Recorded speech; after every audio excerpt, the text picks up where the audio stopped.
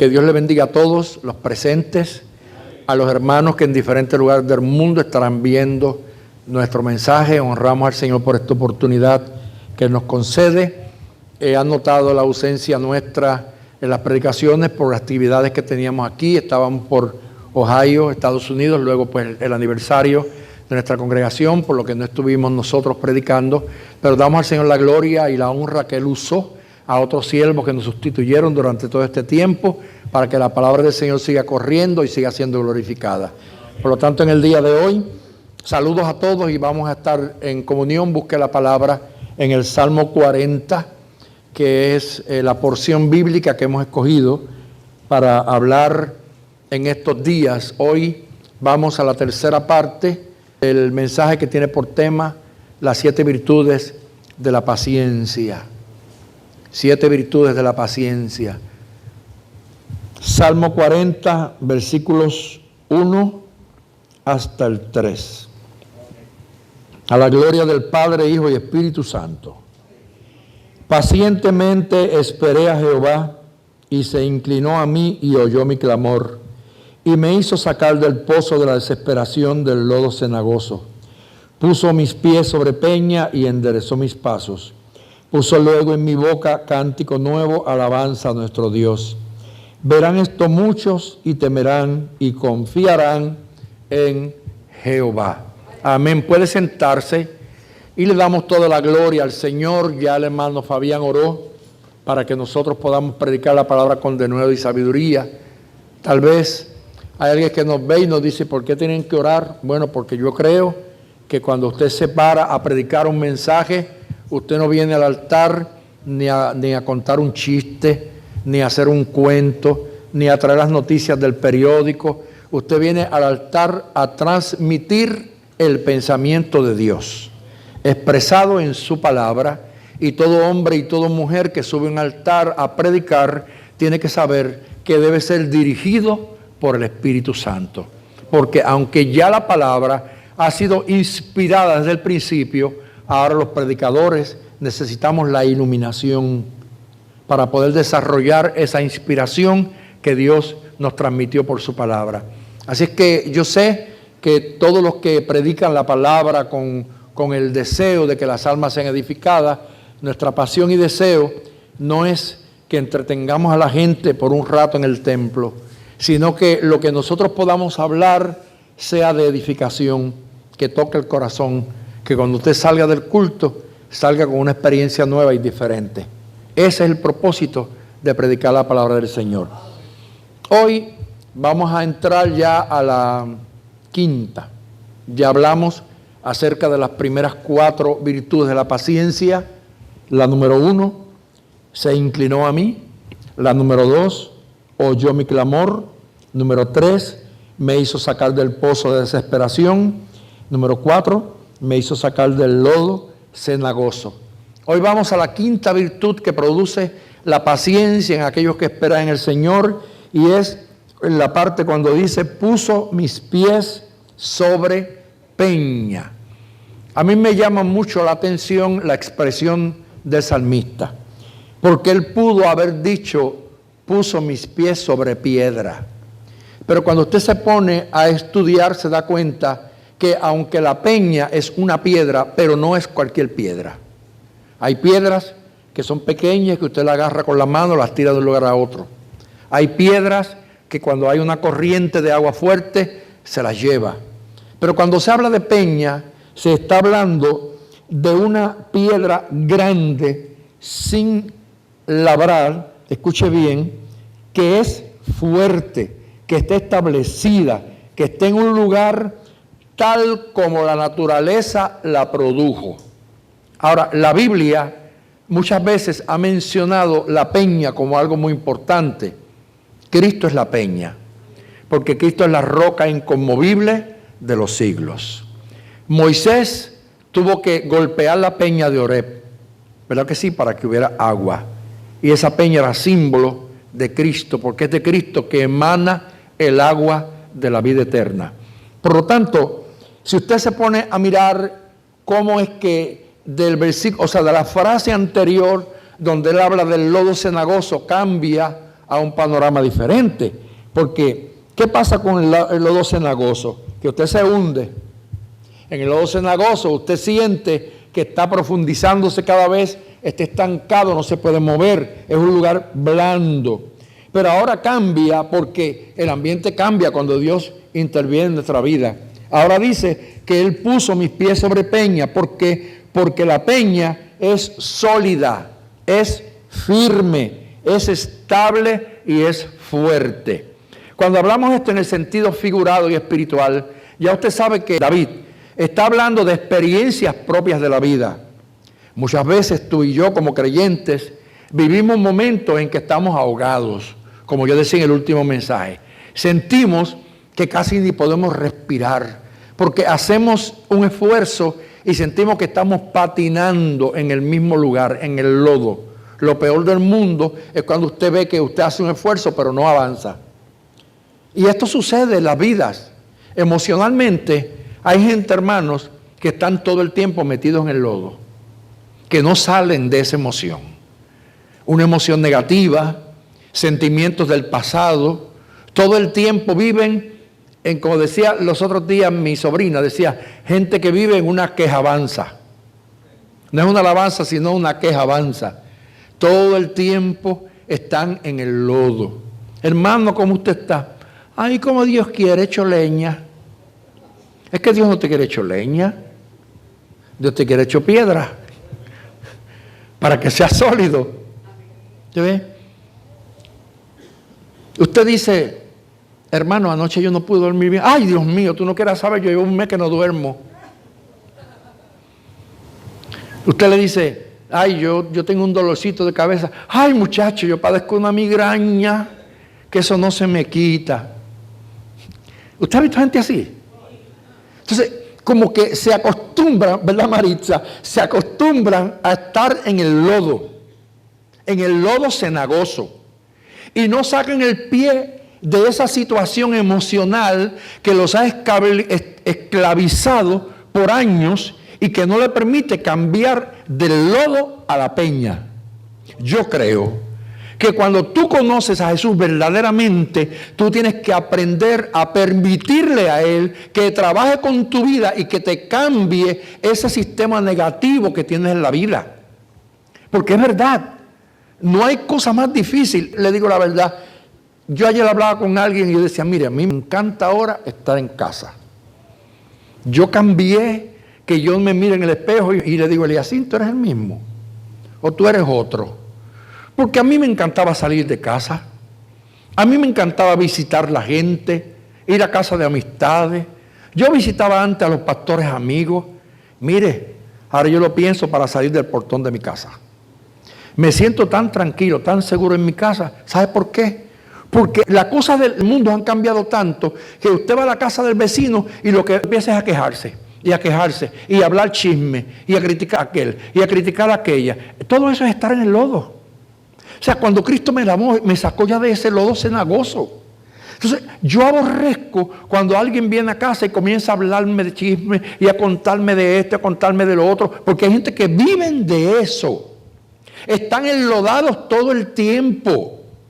Hermano, están enlodados. Dios hoy nos hace un llamado a cambiar de ambiente, a cambiar de panorama, a despedirnos ya del lodo cenagoso donde estábamos hundidos y pararnos en la roca firme. Cuando tú te paras en la peña que es Jesucristo, tu conducta cambia, tu forma de hablar cambia, tu forma de actuar cambia, tu forma de vestir cambia, porque ahora tú ya no estás en el lodo del mundo, ahora tú estás en la gracia de Jesucristo, donde todo es diferente. ¿Qué indica la peña? La peña me indica a mí que yo tengo solidez debajo de mis pies. Porque cuando yo estoy en el lodo, ¿qué sucede? Que mis pies resbalan. Nos caemos y nos matamos, ¿verdad? Oiga, qué caída se da uno cuando llueve.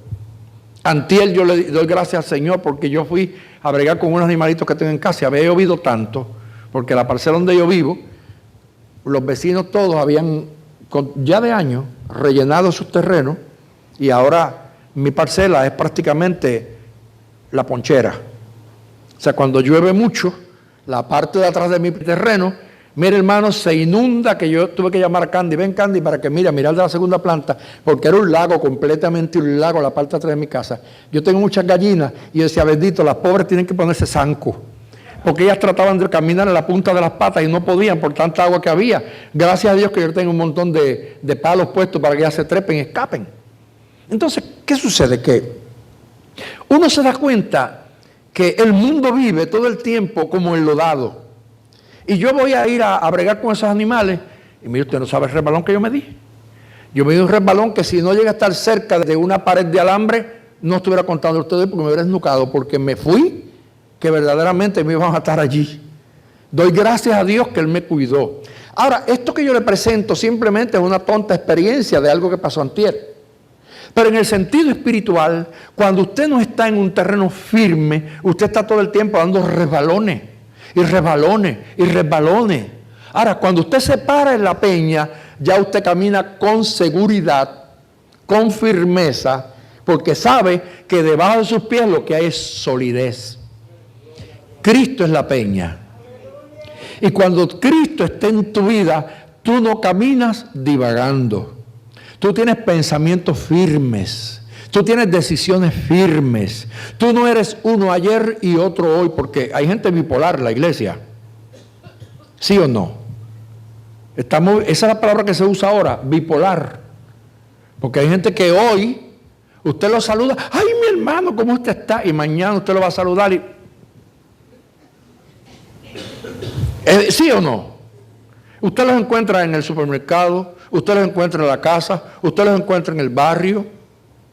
Yo tengo vecinos así, que usted a veces ven a uno y le dice, así, Dios te bendiga, mi amor, ¿cómo tú estás? Otro día me ven y le digo, fulano, ¿cómo tú estás? Ahí. Y siguen caminando. Eso está en el lodo todavía. El cristiano que tiene los pies en la peña tiene un solo carácter. Es una persona de una sola línea, porque la Biblia dice que el hombre de doble ánimo es inconstante en todos sus caminos. Y estar en el lodo es ser inconstante. Pero cuando yo me paro en la roca que es Jesucristo, todo lo mío es firme. Yo no sé si usted estará asustado en los días que vivimos, porque nos ha tocado vivir en un tiempo muy difícil. Hoy en día, criar un niño no es lo mismo, porque los niños de hoy no son como los de ayer. No solamente por ellos, sino por el ambiente que los rodea. El gobierno le quitó la autoridad a los padres. El círculo que los rodea, la presión de grupo, es totalmente diferente. Ya los niños le levantan la mano a los padres, le dan puños a los padres, le dan en la cara a los padres, que yo los he visto, los escupen. Cuando en el tiempo antiguo eso ningún niño se atrevía a hacerlo, porque mami sacaba la varita de tamarindo o la de guayaba y te ponía en orden. Pero ya si le das un cantacito con la varita, ya te meten preso. Entonces, ¿qué sucede? Vivimos en un mundo de un atolladero. Es un atolladero. Las escuelas en nuestro país, perdonen que lo voy a decir, muy pocas sirven. Muy pocas sirven. Yo tuve una experiencia los otros días que fui a predicar a una iglesia, que Dios bendiga a ese niño, y de momento veo un niñito que es el que está tocando el piano, tiene apenas 9 años, pero mire, un profesional, tocando aquel piano como un adulto. De momento le dieron parte para que él cantara y cantó, hermano, con una gracia, y luego él y su mamá cantaron a dúo, precioso. Yo estaba predicando, conté algunas experiencias misioneras, y cuando se acaba el culto, él viene donde mí y me da la mano. Entonces yo, cuando voy a cultos misioneros a veces, usted sabe, para que la gente se sienta contenta y en confianza, cuando me voy a despedir, pues le digo, oh, Dieu vous bénisse, que Dios le bendiga en francés, si no digo, Deus abençoe, que es Dios te bendiga en portugués. Y yo así, cuando terminé, dije, que Deus abençoe você. Y cuando salgo afuera, el muchachito se me para de frente y me dice, você fala muito bem.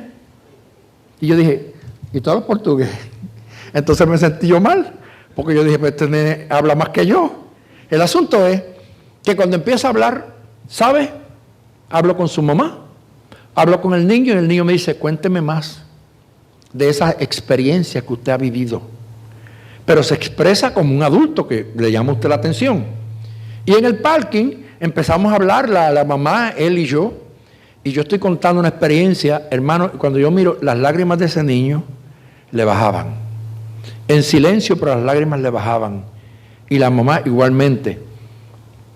De momento, yo le pregunto a la mamá, ¿y en qué grado está él? Porque lo vi con una inteligencia, o sea, una educación.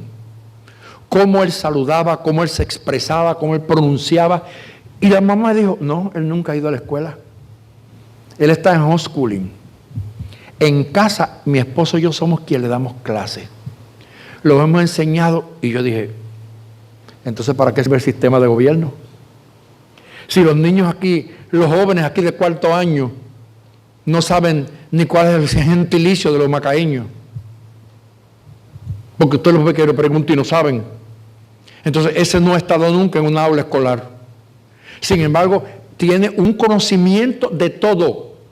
El muchachito, hermano, mire, hablándome de diferentes temas, él conoce de la NASA, él conoce desde ahí arriba, de todos esos sitios, de todo. Y yo me quedaba así sorprendido. Y luego, ¿a qué conclusión llego? ¿Y por qué esto tiene relación con el mensaje de hoy? Porque esa familia es una familia que el abuelo es un siervo de Dios y la abuela una sierva de Dios. Su padre y su madre son siervos del Señor, de verdad. No de costumbre, de verdad.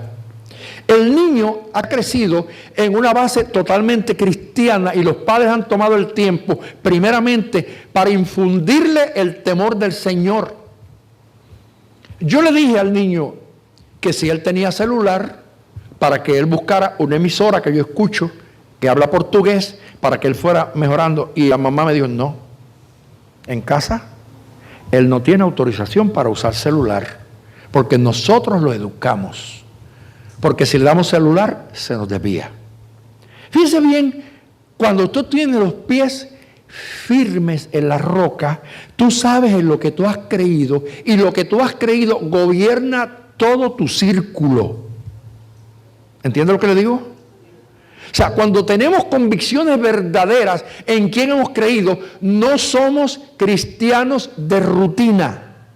Porque hay miles de cristianos de rutina, de costumbre y de hábito, pero no de experiencia. Entonces, a veces yo soy cristiano pentecostal evangélico, así me llaman. Pero yo de momento a veces veo que hay muchos cristianos que son deambulantes espirituales, porque van a la iglesia pero no saben en qué han creído. Van a la iglesia pero no han tenido una experiencia personal con Jesús. Sin embargo, veo gente como los musulmanes, que viven en una religión totalmente contraria y errónea, y esa gente come musulmán, bebe musulmán, se viste musulmán. O sea, las 24 horas, lo que ellos creen los gobierna, las 24 horas. Yo creo que usted entiende lo que yo estoy predicando en el día de hoy. Yo he viajado en aviones y se han sentado de estos islamitas, musulmanes, cerca de mí en el avión, y cuando llega la hora de la oración, no importa lo que estén haciendo, ellos sacan sus camándulas y en público comienzan a orar.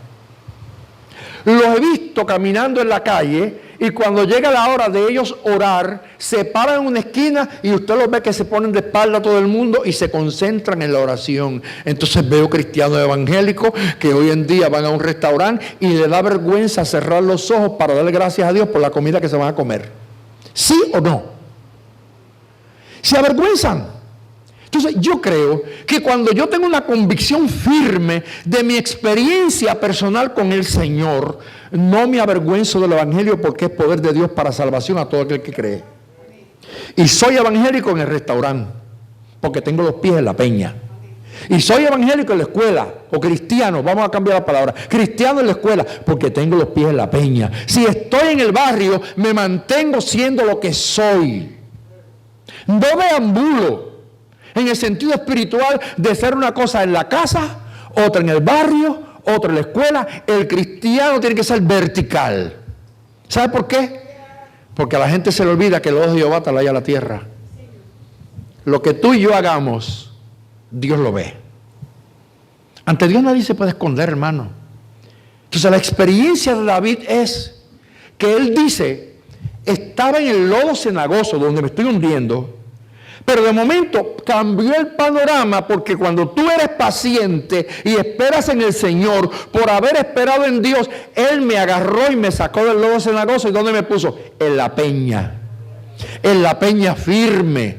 Ahora ya no me hundo, ahora ya no resbalo, ahora ya no divago, ahora estoy parado en lo que yo he creído, en lo que yo sé. Porque ese debe ser el concepto de cada creyente. La experiencia personal de cada hijo de Dios es saber que estamos en la roca. Entonces, para concluir el pensamiento que empecé con esto, es que mucha gente hoy en día están asustada. Están asustados porque está a punto de estallar guerra en diferentes partes del mundo. Ya usted sabe en estos días el revolú que hay con esto, que mataron a uno de los líderes de Hamas, y que hay una amenaza grandísima contra Israel. Todo el mundo está temblando porque de un momento a otro se puede desatar una tercera guerra mundial. Nosotros estamos aquí en América y estamos en el Caribe, y Venezuela es una bomba de tiempo, y lo voy a decir así sin temor, porque en Venezuela está metida Rusia, en Venezuela está metido Irán, en Venezuela está metida Cuba, y eso está probado. No es que yo me lo invento, está probado. Los mismos militares de Venezuela están hablando de que hay montones de soldados de esos países uniformados con uniforme venezolano. Y están aquí, son el patio trasero de Puerto Rico. Y si de momento Estados Unidos tomara una decisión de hacer algo con Venezuela, no se sabe qué puede pasar en el Caribe. Porque todos esos países están ahí esperando a ver qué sucede. Entonces, ¿qué yo debo hacer? Orar y estar tranquilo y saber que mi Dios tiene el control de todas las cosas, y que no hay hombre que pelee contra Jehová y gane, porque Jehová es varón de guerra. Y que la victoria es de aquellos que creen, confían y esperan en el Señor. Todo el mundo anda por ahí, y usted lo oye, que las redes sociales envenenan a la gente, porque hay cosas buenas pero hay cosas malas. Y ahí hay un montón de profetas que se ponen a hablar todo el tiempo de que viene una hambruna, que para el mes de julio, que para tal mes, que va a haber una hambruna, y la gente temblando porque va a haber hambre. Yo estoy tranquilo. ¿Sabe por qué? Porque yo estoy parado en la peña. Porque el Señor puso mis pies en la peña, y yo sé que aunque no haya nada, de algún sitio Dios mandará cuervo. Porque Elías le mandó cuervo, y le mandaba carne mañana y tarde, y pan, y bebía en el arroyo. Entonces, Dios de algún lado a los suyos le va a dar sustento. Dios te va a proteger. Entonces, ya tú saliste del lodo. No permitas que las noticias te vuelvan otra vez a llevar al lodo cenagoso y a pensar todo el tiempo, ay Dios mío, ¿qué será de nosotros de aquí a un mes? Vienen las elecciones en Estados Unidos. No se sabe qué va a pasar, pero lo que está escrito se cumplirá. Viene la elección en Puerto Rico. Mire, lo que está escrito se cumplirá. Entonces, ¿qué sucede? Dios quita y pone reyes. ¿Eso es así o no? Y Dios pone reyes buenos para que sean de bendición para los pueblos. Pero también pone reyes malos porque los pueblos se lo ganan. Los pueblos se lo ganan. ¿Usted cree que la condición de Venezuela está así porque sí? ¿Se lo ganaron? ¿Y esto suena duro? De algún lado Venezuela le falló a Dios. Y está pasando esto. Entonces, la iglesia de Venezuela tiene que volver a Dios. La iglesia de Puerto Rico tiene que volver a Dios. Porque también la iglesia de Puerto Rico le ha fallado a Dios. Y porque hoy en día, nosotros ahora mismo aquí en Puerto Rico tenemos un montón de gente que están patinando en un lodo de religión y en un lodo de creencias raras, que no se sabe ni qué es iglesia, si es iglesia o es discoteca, que no se sabe si es iglesia o es circo, y el ojo de Jehová está mirando. Entonces de momento viene un huracán bien grande, como venía María, y se levanta una profetisa y dice, aquí no va a entrar porque yo decreto que María aquí no entra, y por poco acaba con todo el mundo. Así fue. Una profetisa de estos profetas de agua dulce que hay hoy en día, porque todo el mundo aquí es profeta y que ahora. No, que yo decreto que no llega a Puerto Rico. Llegó. Y se llevó más de 4,000, porque los que no murieron directamente, luego murieron por las consecuencias. Sí, hermanos, esto es una realidad. Y vemos Estados Unidos cómo va para el piso. Y Estados Unidos sigue decayendo. ¿Y por qué sigue decayendo? Porque el presidente de Estados Unidos es un presidente totalmente liberal. Casi no puede ni con la vida. Pero permite que todo el mundo se burle de los Estados Unidos. Lo han cogido de tonto. Dios quiera que no me censuren. Y es así. Y Estados Unidos ha perdido la visión. Mire, usted va a Estados Unidos, a los templos, y es una pena lo que usted da, porque usted encuentra una minoría de iglesias que verdaderamente alaban y glorifican al Señor. Yo fui a una iglesia hace poco. Y lo primero que tenía en la entrada era un rótulo que decía: aquí no discriminamos, aquí todo el mundo es igual, y los homosexuales dirigiendo, y las lesbianas con posiciones en la iglesia de jefas y de líderes. Entonces, ahí no está Dios, ahí no está, porque Dios no habita en lugares donde se honra el pecado, no. Y los que son de Dios, que por casualidad llegaron ahí o por equivocación, Dios los saca, porque Dios ama a los suyos. Entonces, una nación tan poderosa, una nación que todo el mundo le tenía pánico, hoy en día se le burlan en la cara. Los países se les ríen en la cara. China se burla de Estados Unidos, Rusia se burla de Estados Unidos. Mire, se le burlan en la cara a Estados Unidos. ¿Sabe por qué? Porque Estados Unidos le dio la espalda a Dios. Porque Estados Unidos, en un momento dado, todo lo que había era en reverencia al Dios de los cielos. Y porque se predicaba la palabra y había libertad para cargar la Biblia. Pero hoy en día en Estados Unidos hay persecución. En un país que supuestamente se llama democrático, hay persecución contra la gente que habla de la Biblia. En las escuelas no se puede hablar de la Biblia. Y Puerto Rico, como siempre, monkey see, monkey do. Allá aprobaron el matrimonio igualitario, el mismo día que lo aprobaron. Se aprobó el aborto aquí también. Y nos metimos en lodo cenagoso. Es hora de que la iglesia de Estados Unidos, de Puerto Rico, de Venezuela, de Haití, del mundo entero, comience a buscar al Dios de los cielos. Y que se salga del lodo del pecado, que los predicadores comiencen a vivir una vida de santidad, que los cantantes comiencen a cantar para Dios y deben estar patinando en el lodo cenagoso del pecado donde viven, y que se paren en la peña que es Jesucristo, para que la gloria de Dios vuelva a entrar a los templos, para que los dones se vuelvan a manifestar, para que la gente vuelva nuevamente a sentir que Dios es real en su pueblo. Mire Haití. ¿Por qué Haití está así? No solamente, porque en Haití se hizo un pacto con Satanás en el año 1803, donde derramaron sangre de cerdo y se bañaron con sangre de cerdo y le entregaron a Haití al diablo. Eso es verdad y la historia está escrita. Y hay haitianos que no quieren oír esto, pero es verdad. Pero yo recuerdo que yo fui a Haití en el 2018 y me encontré con un tremendo escándalo. ¿Qué había pasado? 3 de los pastores más grandes de la República de Haití estaban siendo acusados de que, siendo pastores evangélicos, habían hecho pacto con Satanás. Y que uno de ellos, que yo lo conocí, porque hasta vino aquí y ustedes lo conocieron, y hasta se hospedó en mi casa. Cuando llegó el momento de que él se hizo grande en Haití, le dieron el título de apóstol. Usted sabe que yo lo vi en el aeropuerto y él vivió en mi casa, durmió en mi casa. Estuvo con nosotros aquí en una convención por allá, en aquellos años cuando venía con Juan Bautista. Y me vio en el aeropuerto un día y estaba rodeado de los escuderos esos que llaman. Y él me ignoró, ni me conoció, ni me miró, porque, usted sabe, ya Eliasín era un apóstol, supuestamente apóstol. Al poco tiempo, ¿qué pasó? Que se descubrió que ese pastor había hecho un pacto. Escuche esto, un pacto con Satanás. Y que ese pacto se llama el pacto de la hormiga. ¿Qué es el pacto de la hormiga? O sea que las hormigas viven como muchas así juntas. Ese hombre Esos fueron los rumores que se corrieron en toda la capital de Haití, estando yo, porque estaba presente cuando él murió en Haití.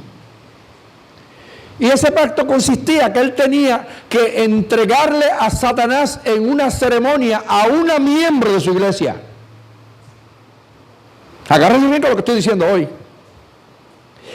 Y él ofreció una miembro embarazada, una mujer embarazada de la iglesia, la ofreció en ofrenda para él y que poder adquirir el pacto de la hormiga, que consiste en que ese espíritu va a llenar el templo de mucha gente, que va a hacer que la gente venga al templo. Así es que no todos los que vienen a la iglesia los trae Dios. Grábese esto, es difícil de decirlo. No todo el que va al templo lo trae Dios. Hay mucha gente que viene a los templos y aquí vivimos la experiencia, aquí la sabemos, porque esta iglesia la vivió. Aquí tuvimos una mujer en esta iglesia una vez, bruja, por 5 años aquí en el templo. Y se bautizó en las aguas y cuantas cosas, hasta que un día, ¿cuántos se acuerdan de ese evento? Hasta que un día cayó esa mujer allá, mira, al frente, en el templito pequeño, revolcándose en el piso. Me acuerdo que la hermana Carmín se la llevaron para allá, para el baño, porque yo dije que la metieran en el baño para que los niños no vieran lo que había. Ella y otra más. Y una de ellas botó un animal por la boca. ¿Se acuerdan, hermana Carmín? Un animal le salió por la boca. Y esa persona, ahorita vuelvo con lo que está diciendo, y esa persona, a los 5 años, después de ese culto, se fue. Yo fui, cuando ella se ausentó a la iglesia, a las 2 semanas fui con un miembro diácono de esta iglesia a visitarla. Y no hice yo más que ponerle el pie en la puerta de la casa, y cuando yo saludé, aquella mujer cayó al piso y empezó a revolcarse como una culebra. Y me decía, él no quiere que tú vengas aquí. Y ¿a quién no quiere? Míralo aquí. Él está aquí, él te odia. Y me dijo estas palabras: yo fui llevado a tu iglesia para destruirte a ti y destruir la congregación.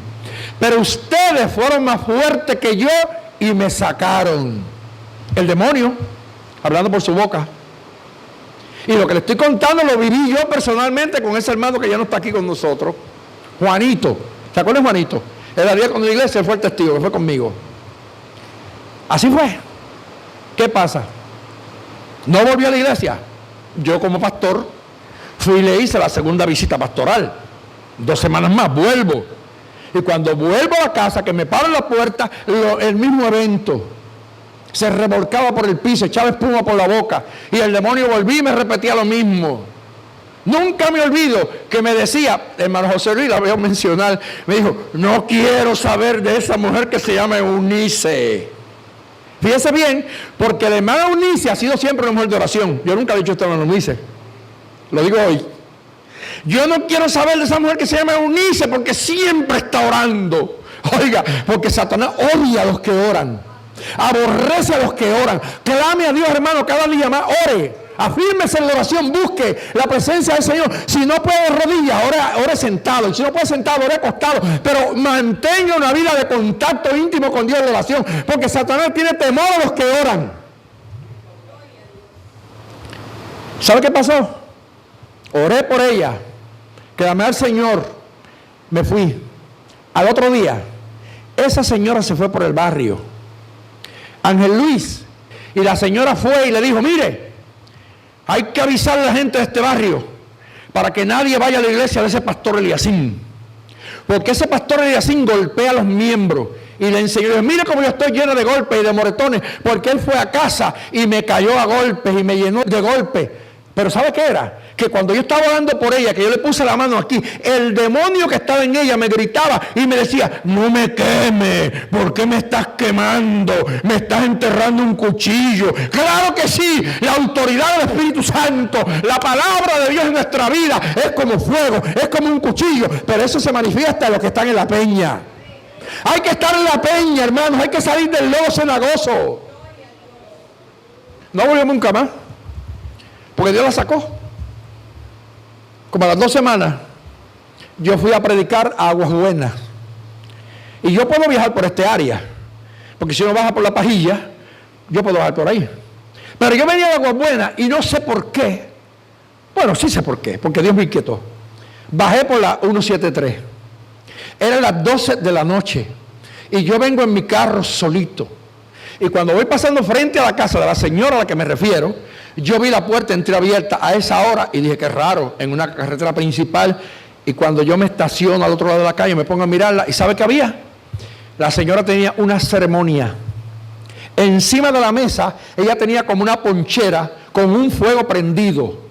Y estaba con un pandero danzando en una sola pierna a vuelta redonda de la mesa, invocando a los espíritus. Ella tenía en la casa un cuarto cerrado, que nadie entraba en ese cuarto. ¿Y sabe qué era lo que había allí? Su esposo, que había sido un militar, había muerto. Y ella tenía ese cuarto sellado y solamente entraba. Y en ese cuarto estaba todo lo de su marido tal como cuando él vivía. Y ella se encerraba en ese cuarto supuestamente a conversar con su marido. Al demonio que vivía en la casa de ella. Entonces, le cuento esta experiencia que nunca he dicho tan abiertamente aquí, pero para que usted sepa que no toda la gente que va a un templo Dios lo lleva. Hay gente que viene a los templos enviados por el mismo diablo para causar división en la iglesia. Hay gente que viene a los templos que el diablo los usa para tratar de hacer caer a los pastores en pecado y a las pastoras en pecado. Hay gente que viene a la iglesia para sembrar división entre los miembros. Y usted tiene que tener discernimiento del Espíritu Santo para que Dios no permita que usted se mantenga en el lodo cenagoso. Hay que estar en la peña. Hay que estar en Cristo. Pero volviendo al caso de Haití, ¿qué pasó?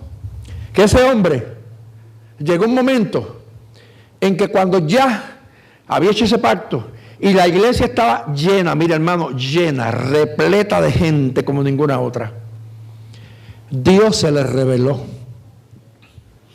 Y Dios le dijo, mira, tienes que pararte en el templo y confesar lo que tú hiciste. ¿Escuchó bien?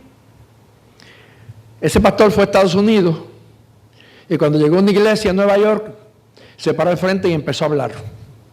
Y cuando empezó a contar que él había hecho un pacto, lo sacaron corriendo del templo y se lo llevaron para Haití porque si no lo mataban.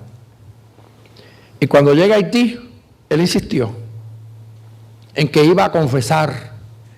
Y cuando subió al altar, empezó a confesar lo que él había hecho. Y su hijo le echó mano, lo sacó del altar y le dijo, papá, te volviste loco. ¿Y qué pasó? El hombre cayó muerto. Dios lo mató. ¿Sabe por qué? Porque con Dios no se juega. Porque lo santo y lo profano nunca pueden estar juntos. Porque el templo de Dios es un lugar de adoración al Dios Santísimo. Por eso ustedes ven que este viejo que está aquí, a veces la gente me culparán o me señalarán como que soy exagerado o que soy rajatabla, pero no, es que yo entendí que el culto a Dios es un culto santo. Y que yo no puedo permitir que cualquier pastor venga a este altar a predicar lo que no está escrito en la Biblia. Y no puedo permitir que ningún cantante venga a este templo a cantar una música que no glorifique el nombre del Señor. Y por eso me mantengo en lo que yo creí desde el principio, que funciona. Porque el evangelio que yo predico funciona. Yo no tengo que vender mi integridad por el dinero. Ni me tengo que ir a predicar prosperidad para que la iglesia se llene de gente. A mí no me importa que esta iglesia haya 1000 miembros, ni que hayan 40. A mí lo que me importa es que si hay 30, cuando suene la trompeta, se vayan para el cielo. Pero ¿de qué vale la pena de uno cambiar el mensaje y predicar falacia y que el templo se te llene de 2000, 10,000 y cuando Cristo venga ni 5 se levanten? ¿Sí o no, hermanos? Yo tengo que seguir predicando la verdad. Le guste a la gente o no le guste, me amen o no me amen, ese no es mi problema. A mí quien me tiene que amar es Jesús. Porque me ama tanto que dio su vida en el Calvario por mí, que derramó su gota última de sangre por Eliasín Torres, y yo vivo agradecido de él. Porque me ha levantado de la muerte cuántas veces. Porque me puso un corazón nuevo, próstata nueva, hígado nuevo. Cuando la ciencia me desahució, Dios me dio vida. ¿Y para qué Dios me dio vida? Para que yo siga predicando la palabra del Señor como está escrita. Porque lamentablemente hoy en día hay montones de cobardes que Dios llamó y que no se atreven a decir la verdad. ¿Por qué? Porque están confabulados con la gente. Porque no predican la verdad para que la gente cambie. Porque fulano paga muchos diezmos. Porque fulano da mucha ofrenda. A mí eso no me importa. Yo no vivo de lo que la gente me da. Yo vivo de lo que el cielo me manda. y Él siempre me da lo necesario. ¡Oh, gloria! ¡Aleluya! Es que cuando yo antes no sabía, vivía navegando en el lodo. Pero cuando conocí a Jesús, Él puso mis pies sobre peña. Y cuando tú estás sobre la peña, te empujarán con violencia. Aleluya. Como dice el Salmo, me empujaron con violencia para que yo cayera, pero Jehová me fortaleció, Jehová me protegió. Y te empujarán todos los días. ¿Cuántas veces me han empujado a mí? Pero estoy aquí. No ha sido fácil sobrevivir ante tanto ataque del maligno, día por día. Todas las mañanas te levantas y te preguntas, ¿qué me sucederá hoy? Está firme, tranquilo. El que está contigo es más poderoso que el que está en el mundo. Él puso tus pies sobre peña. Cuando tú vienes a Él, qué bien se siente. Porque yo, no sé usted, cuando yo cierro mis ojos por las noches, después que yo oro, yo le digo, Señor, ahora yo voy a descansar mi cuerpo. Si mientras yo duermo suena la trompeta, ayúdame a yo escucharla. Y si la muerte me visita esta noche, yo te doy gracias porque me voy contigo. Y me entrego al sueño, tranquilo. Me monto en el carro y salgo de mi casa, Maritza, yo voy en el carro. Y a veces tengo que pasar por sitios difíciles. Porque yo no sé ustedes, pero yo me he perdido a veces. Porque me he metido por equivocación a lugares terribles. Por ejemplo, uno se mete a un caserío peligroso o un barrio, una barriada de estas que matan gente. Y yo voy tranquilo. ¿Sabe por qué? Porque el que va conmigo es más fuerte que los que están en contra mía. Porque el ángel de Jehová acampa alrededor de los que le temen y los defiende. Terrible.